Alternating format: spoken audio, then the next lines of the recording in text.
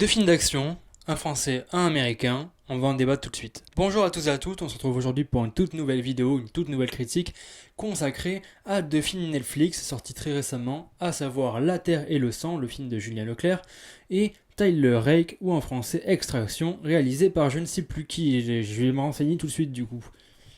Tyler Rake, c'est réalisé par Sam Hargrave. Bonjour Sam Hargrave, qu'est-ce que tu as fait Sam Hargrave? Je me suis même pas renseigné avant. Quel connard. Ouais voilà, donc c'est son tout premier film du coup. Je me suis dit qu'on allait parler de ces deux films puisque voilà, ce sont deux films d'action, deux films qui ont pas mal de points communs et qui ont pas mal de choses à voir l'un avec l'autre. Donc je me suis dit que ça serait intéressant de les comparer. Même si vous allez voir, il y a un film qui est plutôt bon et un film qui n'est pas bon du tout. Et on va en parler maintenant. Pour vous la faire courte, le synopsis de La Terre et le Sang, c'est un homme qui s'appelle Saïd, voilà, qui a une scierie dans les Ardennes. Et un jour, il va y avoir un petit cartel de la drogue qui va toquer à sa porte pour retrouver sa coke. Voilà, on dirait un générateur de scénario, un générateur de scénario français tout pourri, là, genre un truc bien cliché. Un mec dans les Ardennes, dans une scierie. C'est cliché, c'est vraiment très franchouillard, super franchouillard. Et ensuite Tyler Rake ou Extraction, qui va parler d'un membre des forces spéciales qui va devoir récupérer le fils d'un grand baron de la drogue. Voilà, c'est ça. C'est un peu ça les pitchs de base des films. Ce sont vraiment des pitchs vraiment super simples, vraiment des scénarios pas compliqués du tout, qui tiennent très bien sur un timbre, mais qui ont le mérite quand même d'avoir quelque chose d'efficace tous les deux. Voilà, on peut tellement créer quelque chose d'assez efficace et quelque chose de super simple et très divertissant avec ces deux synopsis-là. Et il y en a un qui se plante totalement, et il y en a un qui fait très très bien son boulot. Sans plus tarder, je vais vous le dire, La Terre et le Sang se plante totalement, il n'y arrive pas, il n'y arrive absolument pas, ça ne marche pas du tout. Et Tyler Rake est un divertissement des plus surprenants et des plus divertissants. C'est un très très bon divertissement, je vous conseille d'avoir Tyler Rake. On va sans plus tarder faire la comparaison entre les deux films. D'un côté, nous avons deux personnages principaux. D'un côté, Saïd, joué par Sami Bouadjila, qui est un très très très très bon acteur et qui est pour moi tellement sous-coté et qui mérite tellement mieux en termes de production française. Et d'un autre côté, on a Tyler Rake, voilà, agent des forces spéciales, incarné par nul autre que Chris Hemsworth, qui est aussi un très très bon acteur, qui malheureusement joue pas souvent dans de très très très bons films.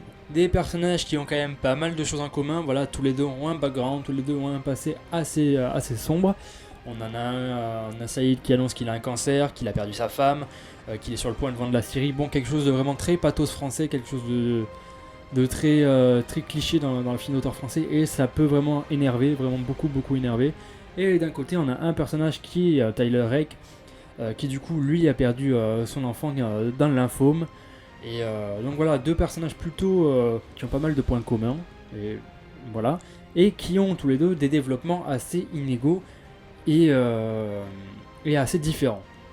D'un côté, on a le film de Julien Leclerc qui s'efforce de faire une exposition de personnages pendant une demi-heure de film, une exposition de personnages qui ne marche pas du tout, puisque voilà, on a une scène où le personnage principal va rentrer dans un théâtre pour parler à ce qui semble être sa sœur. Il va lui parler, il va lui raconter sa vie.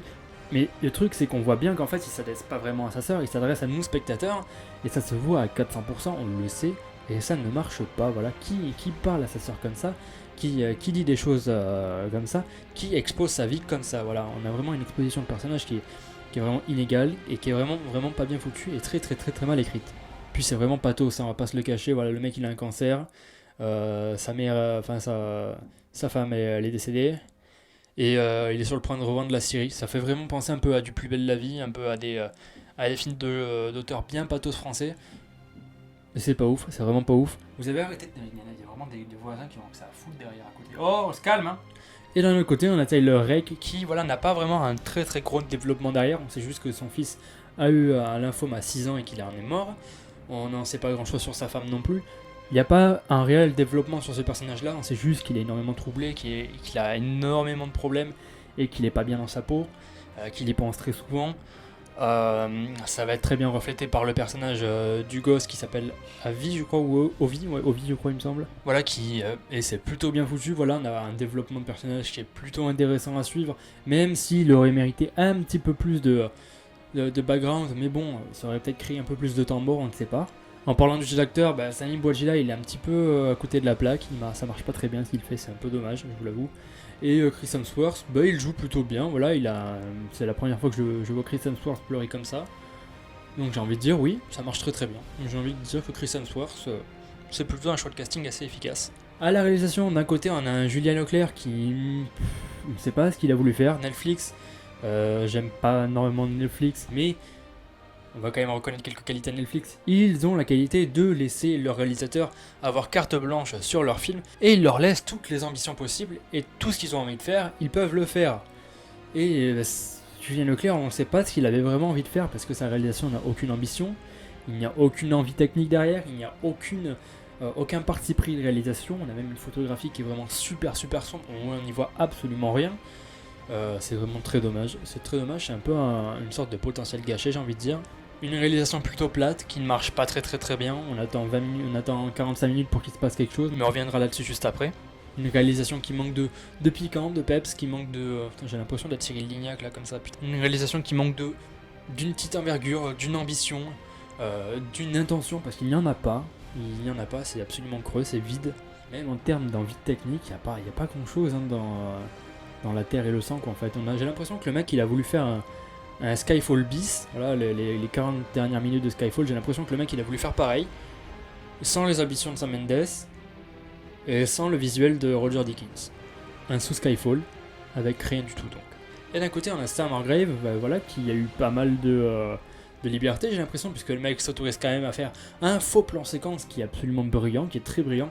Il y a quelques petits défauts à l'intérieur, mais franchement, il passe crève ce plan séquence. Il est vraiment très bon, très bien filmé. Il est super propre. On a même un moment dans le plan séquence où la voiture va faire un dérapage et où la caméra va rentrer par la fenêtre. C'est vraiment quelque chose de très brillant et c'est super propre. Ça marche du tonnerre, ça marche tellement bien. Et le truc, c'est que le plan séquence va bien durer au moins une bonne dizaine de minutes, enfin le temps d'une scène d'action et d'une course-poursuite. Parce que, en termes d'ambition, en termes de réalisation, je trouve que le Tyler Rake a de l'ambition, a de l'envie, et on sent qu'il y a vraiment un parti pris derrière, on sent que le mec il avait envie de bien faire, on sent qu'il y avait quelque chose et une réelle ambition juste derrière. Bon après peut-être que le budget du film était vraiment un petit peu plus élevé, ça je vais bien imaginer, mais pour moi, comme je le dis toujours, la créativité n'a pas de prix et ne nécessite aucun budget. Bon certes on va peut-être avoir un petit peu de shaky cam dans Tyler Rake, bon c'est un parti pris, voilà, je peux l'accepter même si j'aime pas du tout ça. En même temps c'est produit par les frères Russo, donc voilà, les frères Russo c'est les maîtres du shaky cam et je déteste ça très clairement. Mais en vrai ça passe, voilà, c'est passable. On a de très beaux plans, on a des transitions entre les plans qui sont plutôt pas mal. C'est un film avec une réelle ambition, Tyler Rake. Voilà, j'ai envie de dire ça, j'ai envie de dire qu'il y a un parti pris derrière, il y a une ambition, il y a une intention de réalisation, une intention de technique, et ça marche plutôt bien, bien si bien entendu quelquefois il y a quelques effets spéciaux qui sont un petit peu ratés, mais j'ai envie de dire que c'est l'intention qui compte. En termes de scènes d'action, celles de La Terre et le Sang sont absolument molles du cul, il ne se passe rien. Il ne se passe rien, on attend qu'il se passe quelque chose. On voit des dealers clichés. Mais alors voilà, c'est ces dealers totalement clichés là, avec leur Kalachnikov là, qui sont en train de tirer partout. Ça tire partout, voilà, mais absolument pas où il faut. J'avais l'impression de regarder la saison 8 de The Walking Dead où tous les personnages étaient en train de tirer sur des voitures et de vider leur chargeur dessus.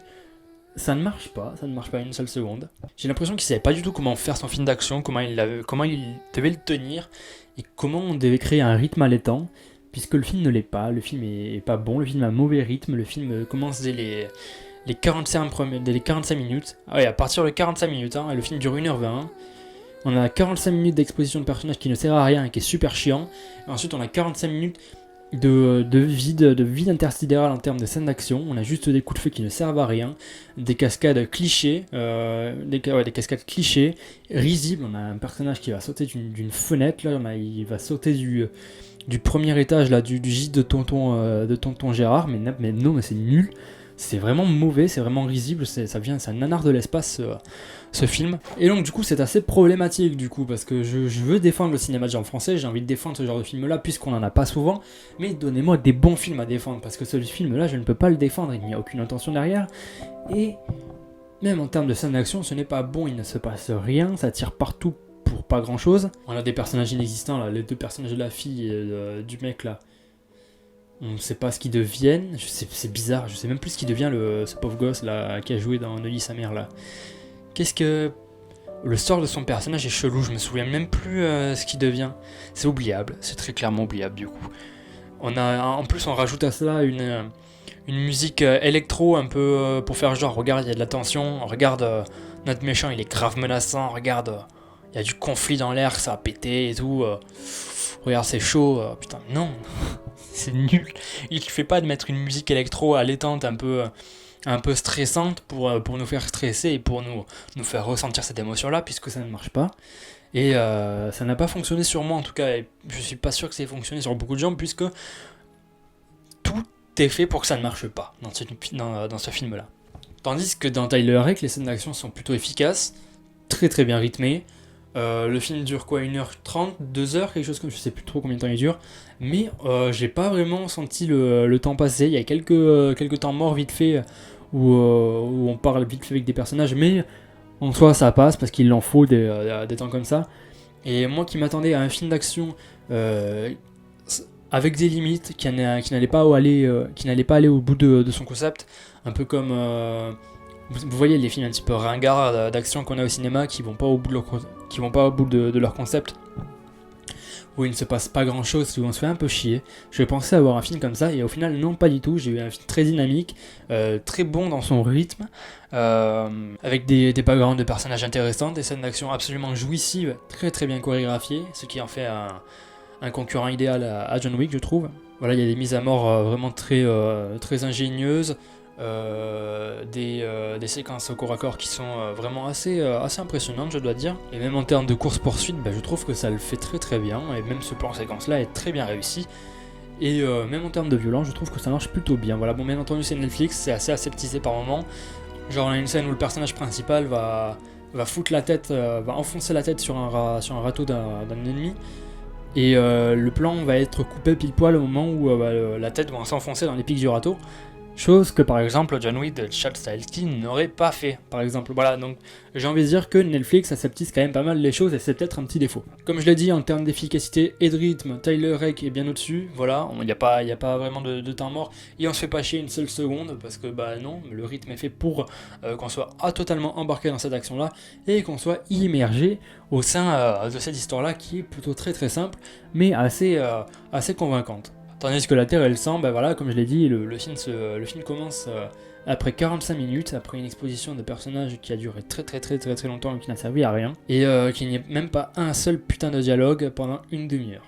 Donc voilà, sans aucun doute, Tyler Rake est beaucoup plus divertissant que La Terre et le sang. La Terre et le sang n'est rien d'autre qu'un film français, trop franchouillard, trop gentillet, sans aucune ambition, sans aucune envie derrière. Je ne comprends pas comment on peut financer des choses comme ça, comment on peut se dire tiens, on a un truc, il faut le faire, il faut absolument le faire, c'est absolument génial, je ne comprends pas comment on peut dire ça, puisque non, ce n'est pas bon, ce n'est en rien révolutionnaire, et je pense que le cinéma d'action, français comme américain, peut très bien se passer de ça.